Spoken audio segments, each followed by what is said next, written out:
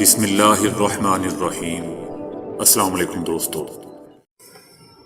ایرانی صدر Ebrahim Raisi کا کہنا ہے کہ اسرائیل غزہ پر 7 ایٹم بمبوں کے برابر بمباری کر چکا۔ خطے میں ہوئی تمام کارروائیوں میں امریکہ کا ہاتھ ہے جو اسرائیل کی مدد کر رہا ہے۔ ہمیں اسرائیل کا مقابلہ کرنا ہوگا۔ امریکہ نے ہی اسرائیلی مظالم کے لیے راہ ہموار کی۔ دہشت گرد اسرائیل فوری طور پر غزہ سے باہر نکل جائے۔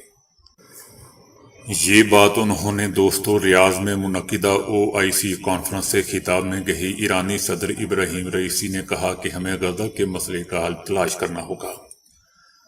فلسطین امت مسلمہ کا فخر کا نشان ہے۔ اسرائیل غزہ میں بمباری کے ذریعے نئی نسل کو ختم کر رہا ہے۔ وہاں ہونے والا ظلم تمام عالمی قوانین کا مذاق اڑا رہا ہے۔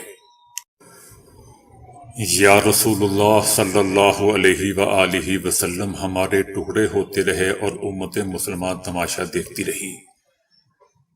بزرگ فلسطینی نے پوتے پوتیاں کی باڈیز پر روتے ہوئے کہا کہ یا رسول اللہ صلی اللہ علیہ وسلم کو بتانا کہ امت مسلمہ نے ہمیں ناکام کر دیا۔ اقوام متحدہ کا کہنا ہے کہ دنیا میں کوئی جہنم ہے تو وہ غزہ ہے۔ غزہ کے شمالی علاقے میں امدادی سامان پہنچانے کی اجازت نہیں دی جا رہی۔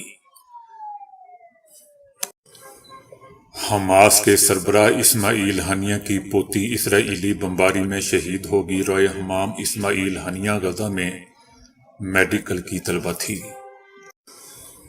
فرانس کا اسرائیل سے غزہ پر بمباری، فلسطینیوں کا قتل عام روکنے کا مطالبہ۔ میکرون کا کہنا ہے کہ اسرائیلی حملوں میں خواتین، بچوں اور بزرگوں کو نشانہ بنایا جا رہا ہے۔ PTI کا کہنا ہے کہ لیول پلینگ فیلڈ نہ دینے میں نگراں حکومت اور الیکشن کمیشن کا کردار ہے۔ مدت گزرنے کے بعد غیر آئینی طور پر وزارت پر ترجمان شخص کو صدر مملکت کو آئین کا درس دیتے ہوئے شرم آنی چاہیے۔ PTI رہنما اسد عمر کا سیاست مکمل طور پر چھوڑنے کا اعلان۔ PTI کی بنیادی رکنیت سے بھی استعفیٰ دے رہا ہوں۔ ان کا کہنا تھا کہ 1 دہائی سے زیادہ عوامی زندگی گزارنے کے بعد سیاست کو مکمل طور پر چھوڑنے کا فیصلہ کیا ہے۔ ان کا کہنا تھا کہ عوامی سطح پر پہلے بھی کہہ چکا ہوں کہ میں ریاستی اداروں کے ساتھ تصادم کی پالیسی سے متفق نہیں ہوں۔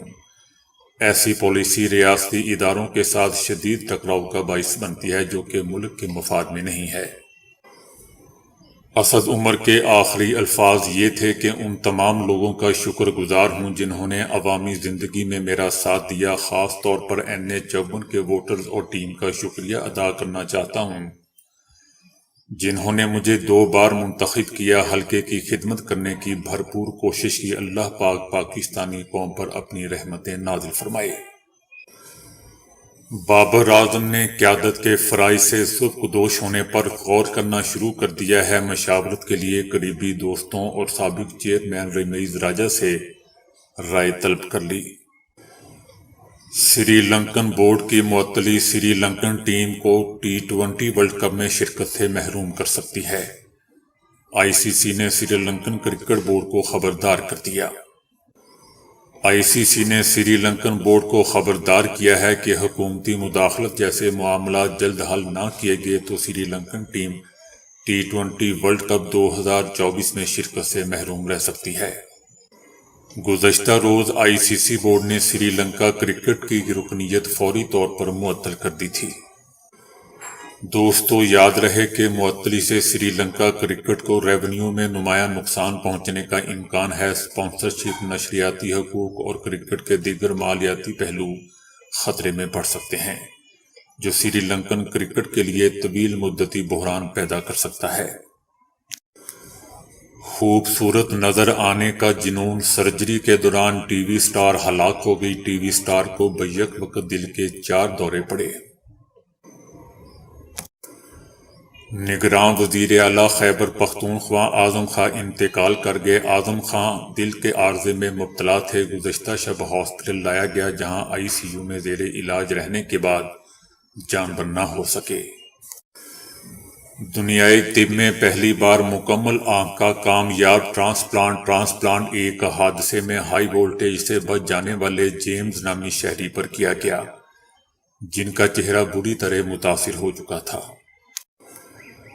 زیادہ مزدوری مانگنے پر شہری نے گن پوائنٹ پر پلمبر کو یرغمال بنا لیا۔ حملہ آور کے پڑوسیوں نے اپارٹمنٹ کی کھڑکیوں سے اونچی آوازیں سننے کے بعد پولیس کو واقعے کی اطلاع دی۔ اسپین میں ایک شہری نے اپنے گھر میں آئے پلمبر کو اس وقت ڈاکے کے الزام عائد کر کے گن پوائنٹ پر یرغمال بنا لیا جب اس نے پائپ ٹھیک کرنے کے بعد زیادہ مزدوری کا مطالبہ کیا۔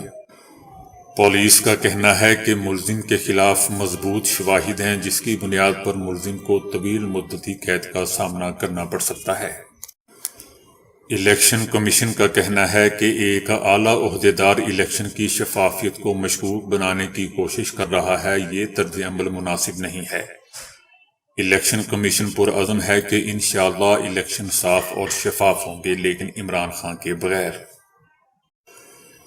پی ٹی آئی کا کہنا ہے کہ انتخابات کی تاریخ کے تعین کے بعد تحریک انصاف کے خلاف ریاستی انتقام میں شدت آئی ہے۔